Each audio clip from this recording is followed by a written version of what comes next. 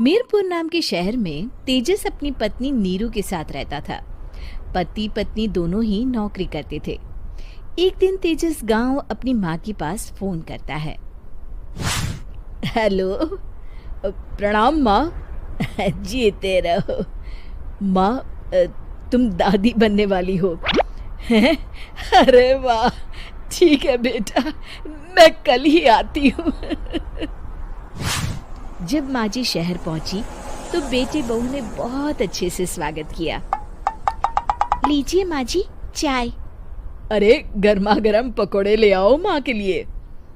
नीरू रसोई में गई और 2 मिनट में ही पकोड़े ले आई। जी ये लीजिए।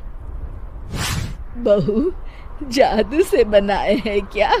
अभी तो रसोई में गई थी। यम्मी। माँ जी, शीला रसोई में पकोड़े तल रही है, मैं बस लेकर आई। हे भगवान, मेरा धर्म भ्रष्ट कर दिया तूने। अब तो गंगा जल से शुद्धिकरण करना होगा। दूसरे दिन, माँ जी मैंने नाश्ता बना दिया है, ऑफिस जा रही हूँ। पर अभी तो घर का सारा काम पड़ा है। शीला आती ही होगी, झाड़ू पोछा बर्तन कपड़े वो सब कर लेगी। हमारे जमाने में घर का सारा काम हम ही करते थे। जी माँ जी, आप बहुत होशियार हैं, मैं घर ऑफिस दोनों नहीं संभाल पाती। तो जरूरत क्या है घर से बाहर जाकर चाकरी करने की? वैसे भी घर का काम खुद करने से घर में बरकत आती है, समझी? पर माँ जी। पर वर कुछ नहीं, इस महीने की पगार मिले फिर ऑफिस बंद है। हाँ। रात को नीरू तेजस से कहती है, सुनिए जी, माँ जी बोल रही थी कि मैं नौकरी छोड़ दूं। वैसे ठीक ही तो है, अभी तुम्हें आराम की जरूरत है। फिर भी आराम कहाँ, शीला को छुड़ाने के लिए बोल रही थी। तो अब 24 घंटे में इतना काम तो कर ही सकती हो।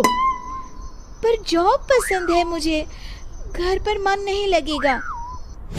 अगले दिन जब दोनों ऑफिस के लिए निकल रहे थे, मेरी तो कोई कीमत ही नहीं है इस घर में। माँ जी, आजकल महंगाई बहुत है, रहन सहन भी बदल गया है, दोनों नौकरी करते हैं तभी ठीक रहता है।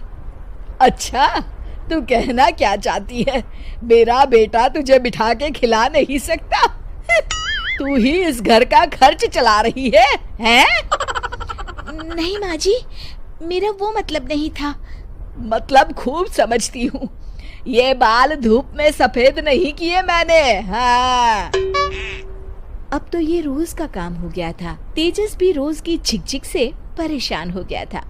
एक दिन उसने कहा, नीरू, वैसे भी तुम्हें मैटरनिटी लीव मिलने वाली है, तो अभी से ही छुट्टी ले लो। पर क्या, मेरी सैलरी अच्छी खासी है। आखिर नीरू ने रिजाइन कर दिया। जब बच्चा हुआ तो घर में सब बहुत खुश हुए। कुछ दिनों बाद तेजस फाइल देख रहा था। क्या हुआ तेजस, कुछ परेशान लग रहे हो? हाँ, वो हमारी जितनी सेविंग्स थी वो तो हॉस्पिटल में और छठी के फंक्शन में खत्म हो गई है नीरू। और अभी वैसे मंदी चल रही है तो मैं बोल रही थी कल मुन्ना को हेपेटाइटिस का टीका लगवाना है। नीरू, क्या पोस्टपोन नहीं कर सकते? नहीं जी, बिल्कुल नहीं। अब तेजस को समझ में आ रहा था कि उससे गलती हुई है। पैसों की कमी का असर घर के माहौल पर भी पड़ रहा था। अगले दिन, बेटा मेरा चश्मा और ये दवाइयाँ ले आना, पर्चा देते हुए माँ जी ने कहा। जी। तेजस, मुन्ना के लिए दूध का डिब्बा और डायपर भी ले आना, और ये किराने के सामान की लिस्ट है, इसे भी लाना है। तेजस गुस्से में लिस्ट मरोड़कर फेंकता है और चिल्लाता है, पैसे क्या पेड़ पर उगते हैं? ये ले आना, वो ले आना। अरे पर ये जरूरत का सामान ही है। वो गुस्से में बिना कुछ कहे ऑफिस चला गया। अरे लंच तो ले जाइए। नीरू दौड़कर डिब्बा पकड़ाती है एक दिन खाना खाने के बाद, नीरू, अब तो मुन्ना कुछ बड़ा हो गया, तो अब तुम वापस ज्वाइन कर लो ना जॉब। पर इस रिसेशन में जॉब मिलना बहुत मुश्किल है। ट्राई तो करो। फिर मुन्ना, माँ जी है ना, और एक फुल टाइम मेड भी लगा लेंगे। पर माँ जी, उन्हें तो पसंद नहीं। तभी माँ जी वहाँ आ जाती है और प्यार से नीरू के सर पर हाथ फेरते हुए बोलती है, अब मेरी समझ में आ गया बहू, पहले के और अब के समय में अंतर है। तुम काम शुरू करो, मुन्ना की जिम्मेदारी मेरी। मेरी प्यारी माँ जी, ये कहकर नीरू उनके गले लग गई। शिक्षा, परिवर्तन संसार का नियम है, हमें भी समय के साथ चलना चाहिए। उम्मीद है कि आपको हमारी ये कहानी पसंद आई होगी।